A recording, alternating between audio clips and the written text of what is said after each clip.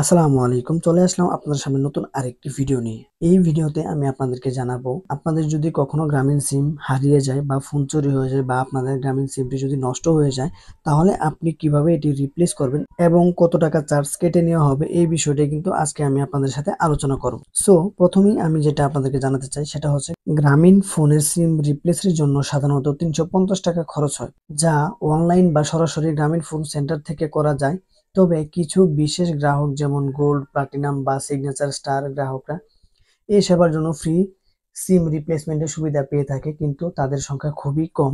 এবং আপনি যদি বাইরে কোথাও ধরুন রিপ্লেসের দোকানে বা রিচার্জ পয়েন্টে যদি আপনি সিম রিপ্লেস করেন, তাহলে কিন্তু আপনাকে ৪০০ টাকা চার্জ দিতে হবে সিমটা রিপ্লেস করার জন্য। অর্থাৎ আপনি যে সিমটা রিপ্লেস করবেন ওই সিমটা রিপ্লেস করার জন্য কিন্তু আপনাকে ৪০০ টাকা দিতে হবে।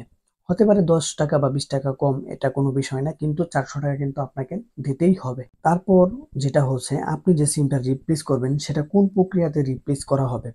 প্রথমত, আপনি যখন সেন্টারে যাবেন তখন আপনার নিকটস্থ গ্রামীণ ফোনের যে সার্ভিস সেন্টার রয়েছে ওই সার্ভিস সেন্টারও আপনি যেতে পারেন, অথবা আপনি চাইলে আপনার যে রিচার্জ পয়েন্ট আছে বা আপনার আশেপাশে যেই দোকান থেকে আপনি মোবাইল রিচার্জ করেন, যারা সিম বিক্রয় করে তাদের কাছেও আপনি যেতে পারেন। গিয়ে বায়োমেট্রিক পদ্ধতি যাচাই করবে, আপনার জাতীয় পরিচয়পত্র বা আপনার স্মার্ট কার্ড দিয়ে আপনার যে সিমটি রয়েছে ওই সিমটি কিন্তু তারা রিপ্লেস করবে। সো আপনাকে আপনার যে এনআইডি কার্ড রয়েছে ওই এনআইডি কার্ডের ফটোকপি কিন্তু নিয়ে যেতে হবে, এবং ওই ফটোকপি নিয়ে যাওয়ার পর আপনার নাম্বারটা বলতে হবে।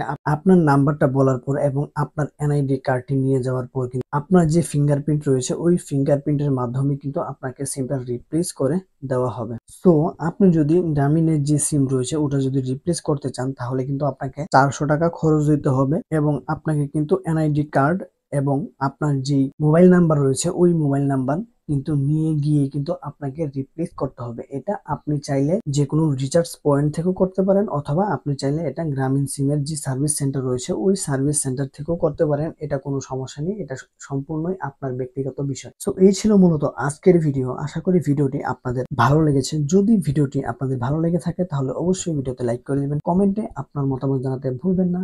দেখা হচ্ছে আপনাদের সাথে নতুন কোনো ভিডিওতে। সেই পর্যন্ত আপনারা সবাই ভালো থাকবেন, সুস্থ থাকবেন। আসসালামু আলাইকুম।